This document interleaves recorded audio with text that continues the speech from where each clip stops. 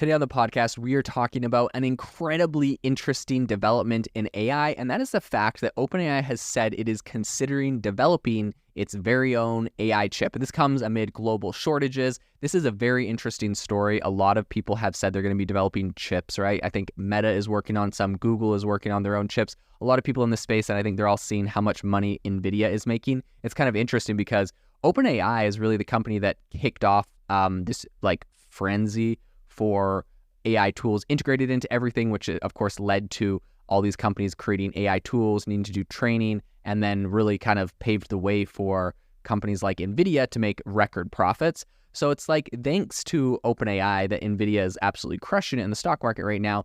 But what's interesting is it looks like OpenAI is trying to also now cash in on that. So today on the podcast, we're breaking down this really interesting scenario, what's going on here, what the rumors are about OpenAI, what the validity of all of this is, and I will be bringing you all that information, so let's jump into it.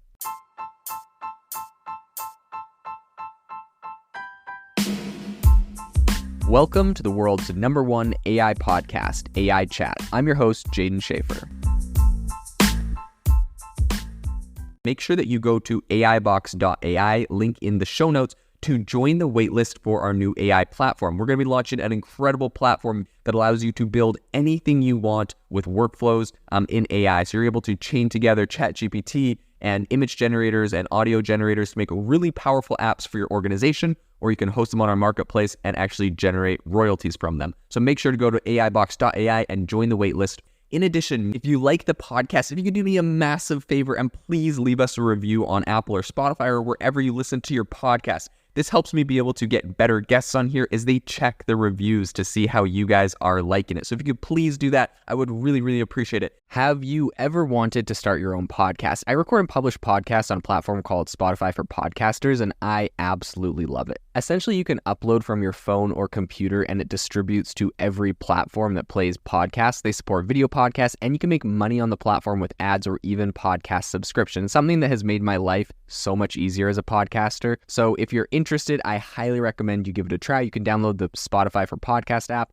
or go to spotify.com/podcasters to get started on your podcast today. So right now, of course, we have kind of this backdrop of a super strained AI chip supply chain, right? This is something no one can get enough chips. There's huge wait lists. They're very hard to get.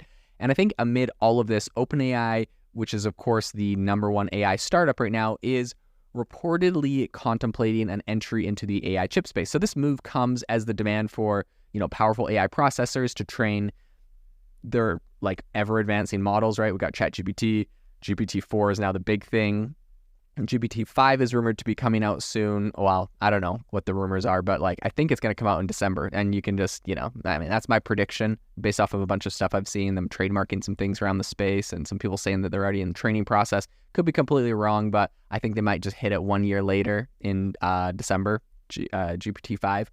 But in any case, they've just launched DALL-E 3, which is, their upgraded image generator, which I think is a really good move. In any case, of course, all of these things are sucking a ton of compute. So OpenAI currently depends on GPU-based hardware, like a lot of its different, peer companies. And I think right now they may be looking to change that because GPUs have been essentially the backbone for AI development due to their proficiency in handling parallel computations, which is really a necessity for training today's kind of top-tier AI. But the rise of generative AI, of course, has really, really helped out companies like NVIDIA, who are making money off of the chips. So, however, I think it has kind of pushed this whole GPU supply chain to its limits. Microsoft recently cautioned about potential service disruptions due to issues with server hardware because of AI. And also, NVIDIA's high-performance AI chips are reportedly, sold out until 2024. So really, it's hard to get your hands on those things. And I think a lot of these AI companies are kind of feeling the strain because it's not just OpenAI that needs its own chips. There's all these other companies that are doing it, and it probably feels like they're getting in their own way. And it's kind of a bottleneck to their own company. So I'm sure OpenAI at this point is doesn't want to put their company in the hands of another enterprise. So it looks like they're kind of eyeing this space. So to give a little bit of context and maybe perspective on kind of the magnitude of demand, a study by Bernstein analyst Stacy Raskin highlighted that if ChatGPT queries scale to even a tenth of Google searches volume, an initial investment of roughly $48 billion in GPUs would be necessary. This is insane. And I'm going to say that again because I do not think people fully understand this. We talk about like, oh, ChatGPT is awesome, yada, yada, whatever. And Google like should be worried it's going to get beaten. And Google's kind of doing this stuff with Bard on the side. But like if Google searches really were replaced by ChatGPT, which to be honest, for a large part, I'm doing a lot of stuff on ChatGPT that I would have used Google search for in the past. But if that was to replace it, right, 10% of Google searches would require almost $50 billion in GPUs to be purchased in order for OpenAI to facilitate that. So that's absolutely insane. If they were to do 100% of Google searches, we're talking about somewhere like $500 billion. This is insane numbers. If Google was just to switch to completely be ChatGPT instead of like a Google search, we're talking $500 billion in GPUs that would be needed. So I think another really interesting number is that around $16 billion worth of chips would be required annually for sustained operations, right? So even if they made, like so let's say ChatGPT is going to take over 10% of Google searches, $50 billion up front on GPUs, and then every year, $16 billion. This is insane money. And I think ChatGPT and OpenAI really know that if they want to be able to scale, this is a bottleneck for them, right? Even if they were the most popular thing in the world, this is a bottleneck. And I think they're looking at, how can we build things? How can we build them better, cheaper, so that we're not kind of stuck with this bill? Even if they could get it half price by making it themselves, it would make a really big difference. So OpenAI is by no means kind of pioneering the custom AI chip territory. Google's TPU, Tensor Processing Unit, powers massive generative AI systems like Palm 2 and Imagen. Amazon provides its AWS customers with proprietary chips designed for both training, I think it's called Trainium, and inference, which is Inferencia. So meanwhile, there's a whole bunch of rumors around Microsoft collaborating with AMD on an AI chip called Athena, which OpenAI is reportedly testing right now. So I think with a venture capital injection of over $11 billion, that's what OpenAI has at the moment. And, I think they're nearing a $1 billion in yearly revenue. Like that's kind of where they're at right now. They said, I think Sam Altman earlier this year said they forecast they're going to hit about $1 billion in revenue this year. I think OpenAI's financing position appears like to be pretty solid. It's fairly robust, but recent, of course, murmurs from the Wall Street Journal suggest that the possibility of a share sale is going to catapult OpenAI's secondary market valuation to around $90 billion. They're kind of looking at doing that right now. So that would be very, very incredible. However, I think the road to AI chip development isn't without its bumps. Just last year, AI chip maker GraphCore saw its valuation plummet by around $1 billion post a Microsoft deal fallout. Microsoft never ended up going through with the deal, and it really kind of hammered their company.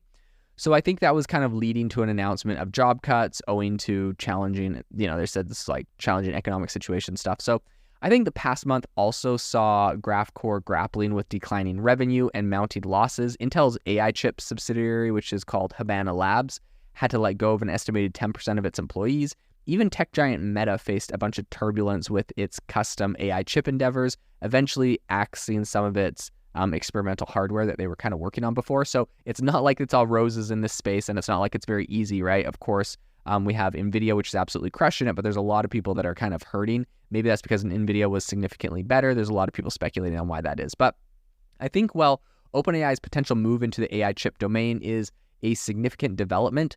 The journey to bring a custom chip to market is going to be really lengthy and might drain hundreds of millions annually. The critical question I think that remains is whether OpenAI's stakeholders, which of course is Microsoft that owns half the company, are ready to kind of place their bets on such an ambitious and uncertain venture, especially when Microsoft's already, inking deals with AMD and others. I think only time is going to reveal if OpenAI's potential chip endeavors are actually going to be successful or not. And the one thing I would just stress finally is that these deals really do take a long time. If they were to design their own chip, if they were to try to launch this, building out the facilities to fabricate it, building out, essentially all the manufacturing, like this stuff takes years. We'd be talking 2 years would be fast, right? We're talking probably 4 years before they could scale this thing out. And so really at the moment, I think this is not a solution that really pulls them out of this problem. But, maybe it's future revenue, maybe it helps them in the future. But at the moment, I think everyone really is kind of stuck with NVIDIA and a couple of the other players and essentially just trying to make do with what they have currently on the market. This episode is brought to you by Shopify. That's the sound of switching your business to Shopify, the global commerce platform that supercharges your selling. Harness the best converting checkout and same intuitive features, trusted apps, and powerful analytics used by the world's leading brands. Stop leaving sales on the table. Discover why millions trust Shopify to build, grow, and run their business. Sign up today for your $1 per month trial period at shopify.com/tech23.